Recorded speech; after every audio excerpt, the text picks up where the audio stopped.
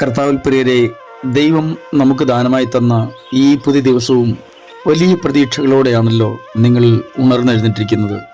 നിങ്ങളുടെ എല്ലാ പ്രതീക്ഷകളും നിങ്ങളുടെ ആഗ്രഹങ്ങളും സ്വർഗീയ പിതാവ് നൽകട്ടെ എന്ന് ഞാൻ പ്രാർത്ഥിക്കുന്നു.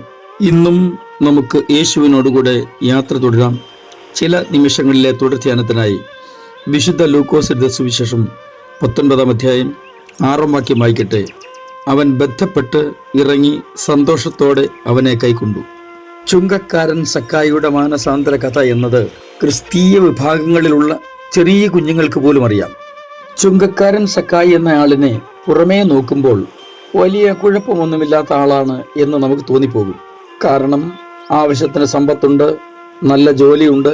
നമ്മുടെയൊക്കെ കണക്കുകൂട്ടലുകളിൽ ഈ 2 കാര്യമാണല്ലോ വളരെ പ്രാധാന്യം കൽപ്പിക്കുന്നത്.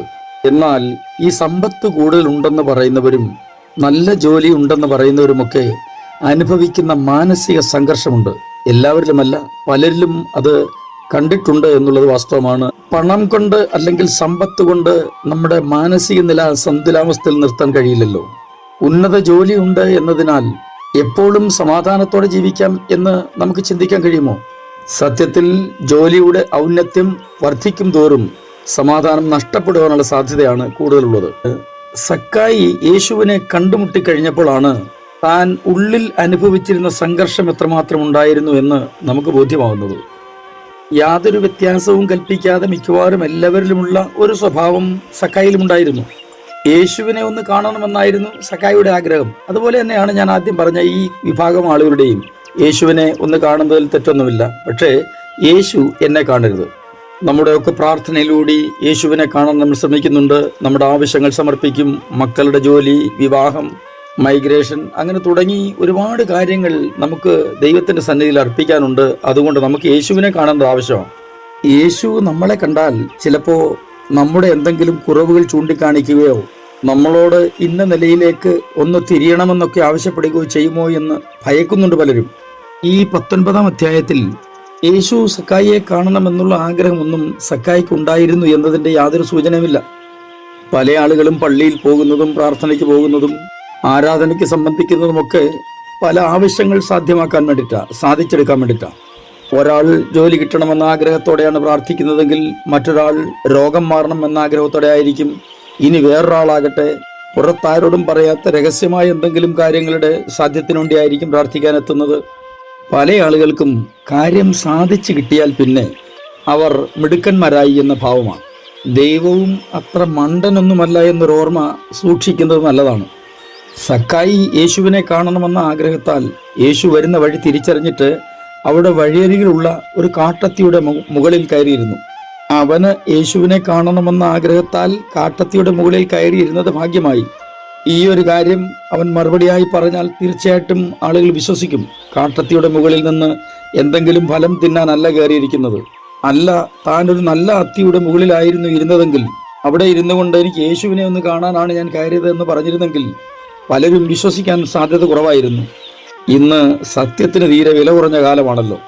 എങ്കിലും ഞാൻ തന്നെ സത്യം എന്ന് പറഞ്ഞ യേശുവിനെ മറക്കാതിരിക്കുന്നത് നല്ലതാണ്. സക്കായി ഇരുന്ന മരത്തിന്റെ നേരെ താഴെ വന്നപ്പോൾ യേശു തമ്പുരാൻ മുകളിൽ നോക്കി സക്കായിയെ വിളിച്ചിറക്കി. അങ്ങനെയാണ് നമ്മൾ ഈ വായിച്ച വാക്യം. അവൻ ബന്ധപ്പെട്ട് ഇറങ്ങി സന്തോഷത്തോടെ അവനെ കൈക്കൊണ്ടു. യേശുവിനെ കാണണമെന്ന് ഒരാൾ ആഗ്രഹിച്ചാൽ കണ്ടിട്ട് പോകാൻ മാത്രമല്ല കർത്താവ് താല്പര്യപ്പെടുന്നത്.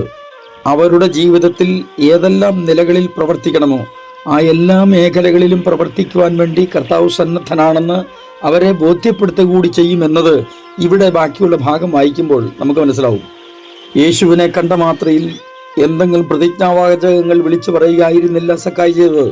തൻ്റെ ജീവിതത്തിൽ വ്യത്യാസം വരേണ്ട ചില മേഖലകൾ കണ്ടെത്തി അതിനെ ദൈവസന്നിധിയിൽ ഓർമ്മപ്പെടുത്തി പുതുക്കുകയാണ് ചെയ്തത്. അല്ലെങ്കിൽ ഒരു തീർച്ചയ്ക്ക് വേണ്ടി ദൈവത്തോട്, യേശുവിനോട് ഏറ്റുപറയായിരുന്നു ചെയ്തത്.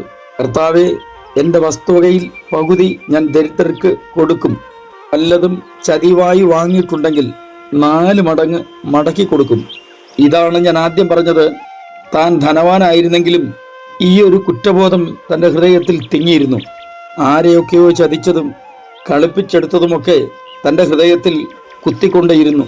യേശുവിനെ കാണുന്ന നിമിഷം വരെ അവൻ്റെ ഹൃദയം ലോക കേന്ദ്രീകൃതമായിരുന്നുവെങ്കിൽ യേശുവിനെ കണ്ടു കഴിഞ്ഞപ്പോൾ ക്രിസ്തു കേന്ദ്രീകൃതമായി മാറി. അവൻ്റെ മൂല്യങ്ങൾക്കും മുൻഗണനകൾക്കുമൊക്കെ വ്യത്യാസമുണ്ടായി. നമ്മുടെ മുൻഗണനകൾക്കും മൂല്യങ്ങൾക്കും വ്യത്യാസമുണ്ടായില്ലെങ്കിൽ നമ്മൾ യേശുവിനോട് കൂടെയാണെന്നും യേശുവിൽ വിശ്വസിക്കുന്നു എന്ന് പറയുന്നതും കൊണ്ട് വലിയ കാര്യമൊന്നുമില്ല. നമുക്ക് കർത്താവ് ആഗ്രഹിക്കുന്ന നിലയിൽ ഒരു വ്യത്യാസമുണ്ടാകാൻ വേണ്ടി പ്രാർത്ഥിക്കാം. സ്വർഗീയ പിതാവേ, അങ്ങയുടെ തിരുസാന്നിധ്യം അനുഭവിച്ച് അങ്ങയുടെ ഇഷ്ടം ചെയ്യാൻ ഞങ്ങളെ പഠിപ്പിക്കണമേ. യേശു ക്രിസ്തുവിൻ്റെ പുണ്യനാമത്തിൽ തന്നെ ആമേൻ.